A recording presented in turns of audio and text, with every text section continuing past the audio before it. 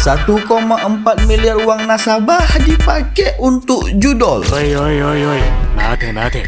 Jadi bulan April sampai Mei 2025 kemarin, pegawai Bank Syariah Indonesia Maulina Ismunanda berhasil gelapin duit nasabah dengan total 1,4 miliar. In this ekonomi itu duit banyak banget, woi.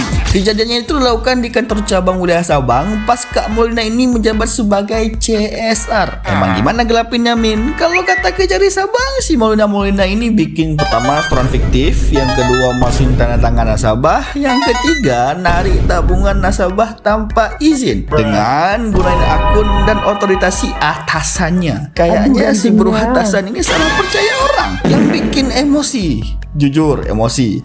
Duitnya itu dipakai untuk judol, jir. Apa-apaan ini, woi? Jangan-jangan Kak Maulina ini mau muterin duit nasabah biar kalau dapat jackpot semua bahagia.